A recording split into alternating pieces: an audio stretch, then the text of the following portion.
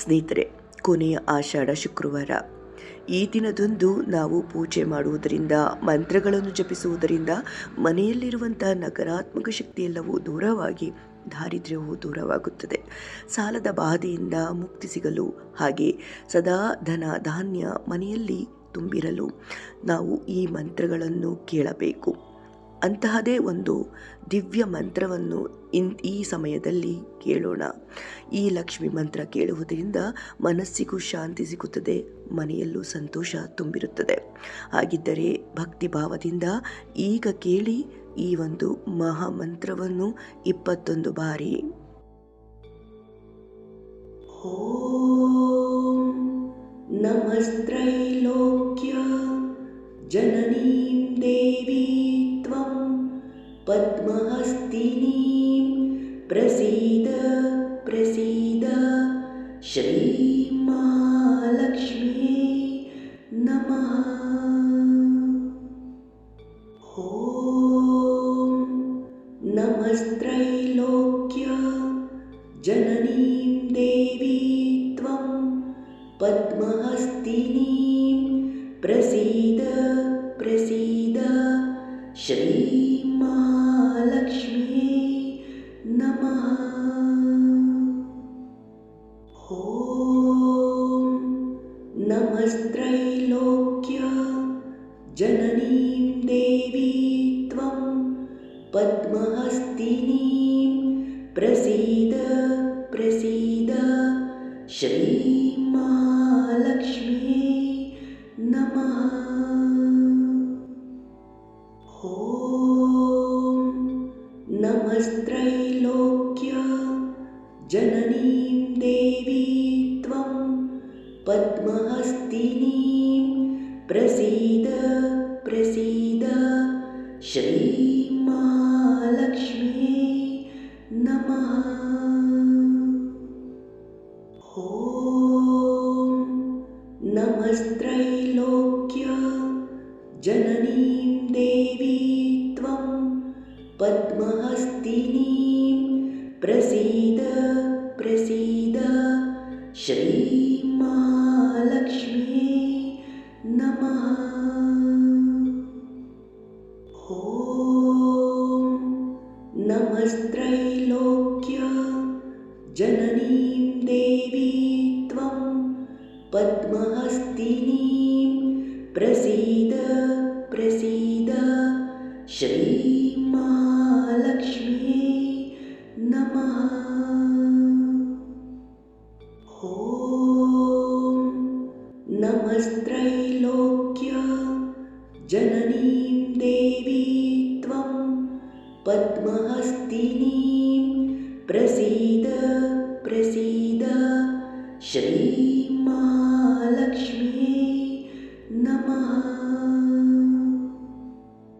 ಓಂ ನಮಸ್ತ್ರೈಲೋಕ್ಯ ಜನನೀಂ ದೇವಿ ತ್ವಂ ಪದ್ಮಹಸ್ತಿನೀಂ ಪ್ರಸೀದ ಪ್ರಸೀದ ಶ್ರೀಮಹಾಲಕ್ಷ್ಮೀ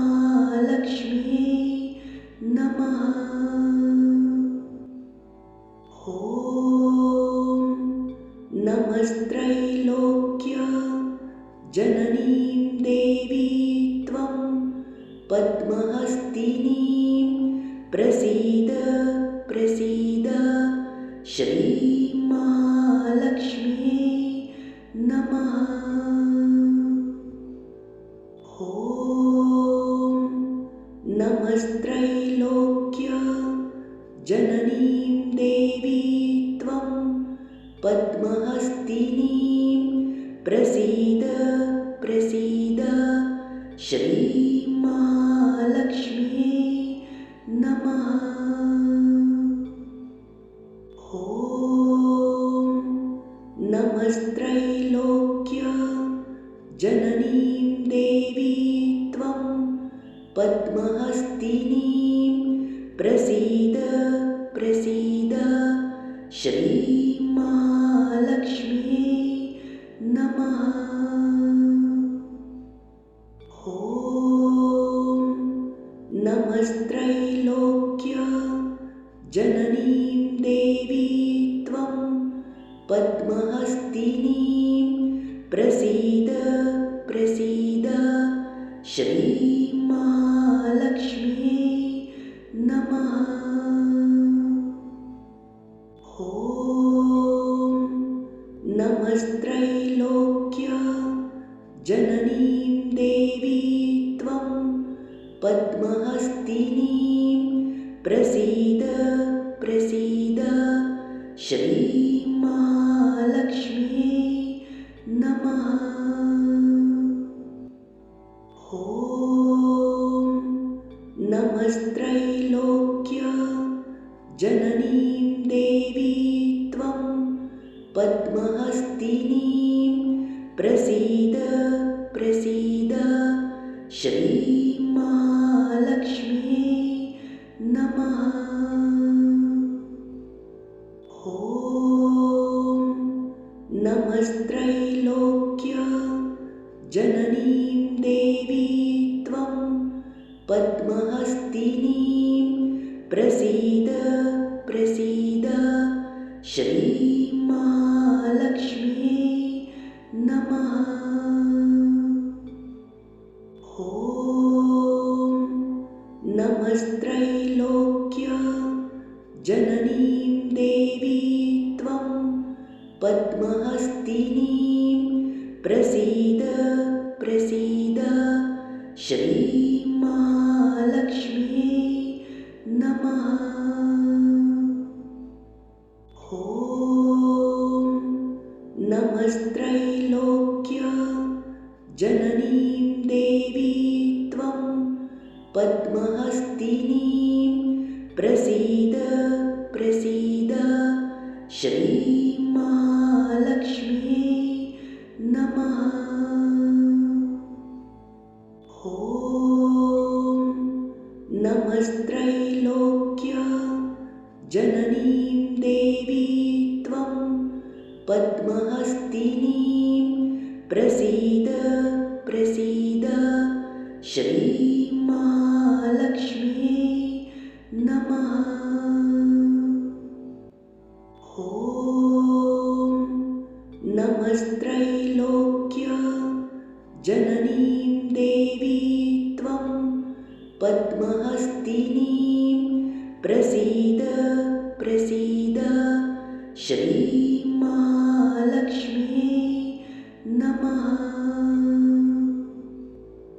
ॐ नमस्त्रैलोक्य जननीं देवी त्वं पद्महस्तिनीं प्रसीद प्रसीद श्रीमहालक्ष्म्यै नमः। ॐ नमस्त्रैलोक्य जननीं देवी त्वं पद्महस्तिनीं प्रसीद प्रसीद श्रीमहालक्ष्म्यै नमः। ಸ್ನೇಹಿತರೆ, ಮಹಾಲಕ್ಷ್ಮಿಯ ಕೃಪೆ ನಿಮ್ಮ ಹಾಗೂ ನಿಮ್ಮ ಕುಟುಂಬದ ಮೇಲಿರಲಿ. ಕಮೆಂಟ್ ಬಾಕ್ಸಲ್ಲಿ ತಪ್ಪದೆ ಜೈ ಮಹಾಲಕ್ಷ್ಮಿ ಅಥವಾ ಓಂ ಮಹಾಲಕ್ಷ್ಮಿ ನಮಃ ಎಂದು ಬರೆಯಿರಿ. ಇಂತಹ ನಿಜವಾದಂತಹ ದೈವಿಕ ಮಂತ್ರಗಳಿಗಾಗಿ ನಮ್ಮ ಚಾನಲ್ನ ಫಾಲೋ ಮಾಡ್ತಾ ಇರಿ. ಸಬ್ಸ್ಕ್ರೈಬ್ ಆಗದಲ್ಲೇ ನೋಡ್ತಿದ್ರೆ ಸಬ್ಸ್ಕ್ರೈಬ್ ಆಗಿ, ಹಾಗೆ ವಿಡಿಯೋ ಇಷ್ಟ ಆದರೆ ಲೈಕ್ ಕೊಡಿ, ಹಾಗೆ ನಿಮ್ಮ ಪ್ರೀತಿ ಪಾತ್ರರಿಗೂ ವಿಡಿಯೋನ ಶೇರ್ ಮಾಡಿ. ಮತ್ತೊಂದು ವಿಡಿಯೋದಲ್ಲಿ ಮತ್ತೆ ಭೇಟಿ ಮಾಡೋಣ. ಧನ್ಯವಾದಗಳು.